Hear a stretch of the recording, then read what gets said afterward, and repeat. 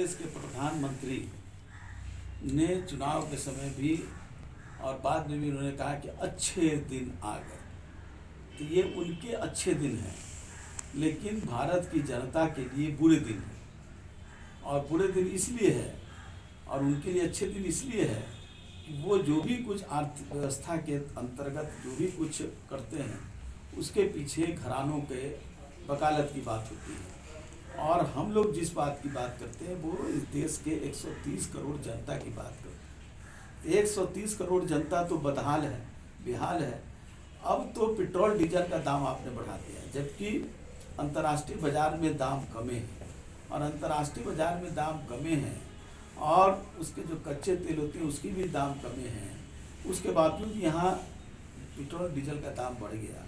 किसान डीजल से काम करता है और डीजल उसको महंगा मिलेगा तो किसान का उत्पादन भी महंगा होगा। आम लोग जो गाड़ियों में अपनी तेल लेते हैं उससे भी जो उत्पादन चीज़ें हैं या वितरण की सामग्री है उसका दाम बढ़ेगा। तो दाम बढ़ेगा तो उससे लाभ किसको होगा? लाभ तो जनता को नहीं होगा, लाभ कुछ बड़े लोगों को होगा। रिलायंस वाले लोग हैं या जो लोग हैं जो लोग जिनका एजेंसी है। अब तो पेट्रोल कंपनी इंडियन ऑयल और ये भी बिकने वाली है। ये बेचू सरकार है, तो बेचू सरकार बेच रही है और हम लोग को जनता को मार रही है। ये निंदनीय ही नहीं, बड़ा ही प्रताड़ना कर रही है जनता को, किसानों को, आम लोगों को। कई शहरों में ट्रिपल डिजिट में आंकड़ा चला गया है पेट्रोल के दामों का, लेकिन फिर भी सरकार जो है प्राइवेटाइजेशन पर ध्यान ज़्यादा दे रही है। मैंने तो कहा तो कि ये बेचू सरकार है। बैंक में बेच दिया, एयरपोर्ट बेच रहा है, रेलवे बेच रहा है, बैंक बेच दिया।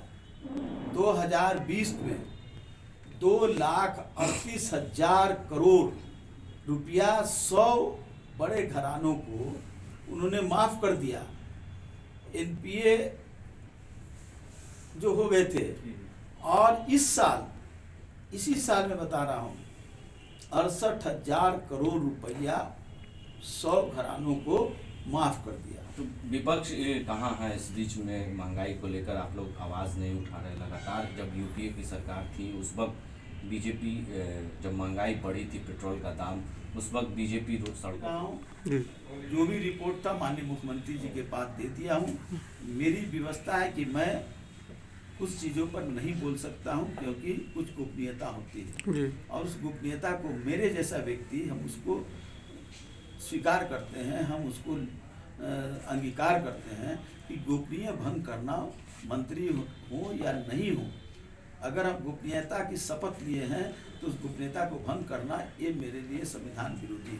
लगता है सर बहुत सारे लोग हैं जो मतलब सरकार को जल्द से जल्द खाली करनी। निश्चित, मैं तो यही कह रहा हूँ कि बियाडा में जो जमीन है उसका आकलन आप कर लीजिए, जाकर के देखिए कि कौन जमीन किस लिए लिए थे और कै गो इंडस्ट्री वहाँ बना है और कै गो मकान बना है, कै गो इंस्टीट्यूट बना है, कै गो बिजनेस सेंटर बने हैं।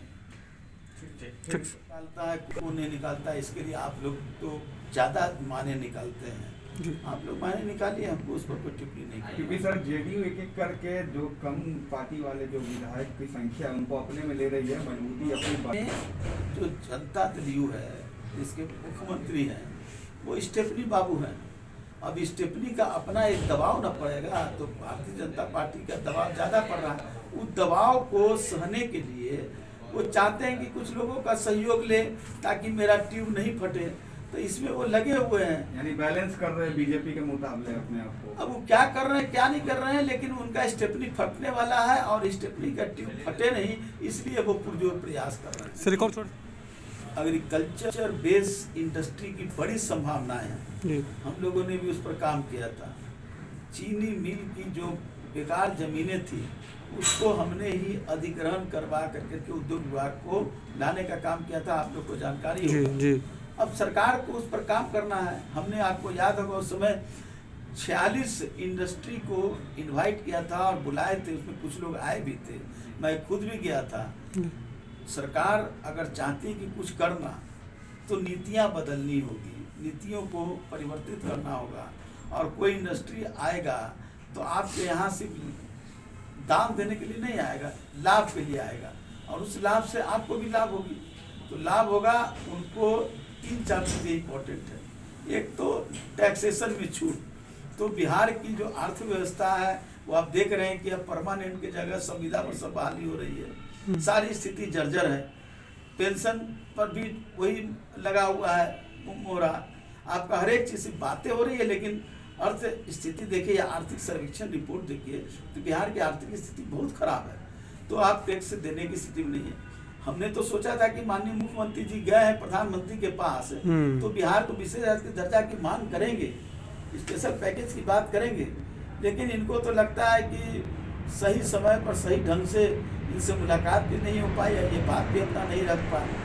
तो अगर बात रखते और विशेष का दर्जा मिलता तो इंडस्ट्री लगने की संभावना थी, लेकिन फिर भी मैं आशावादी हूँ और मैं इस आशा के साथ हूँ कि प्रयास करें इंडस्ट्री लोगों के साथ, क्योंकि यहाँ रॉ मटेरियल सबसे ज़्यादा है बिहार में, यहाँ सस्ते मजदूर हैं बिहार में, यहाँ इंफ्रास्ट्रक्चर भी है, अलग है कि बाढ़ है, यहाँ सुखाड़ है, इन सब चीज़ें की भी समस्याएं हैं, टैक्स की समस्याएं हैं, यहाँ पर कार्गो नहीं है, एयर कार्गो नहीं है।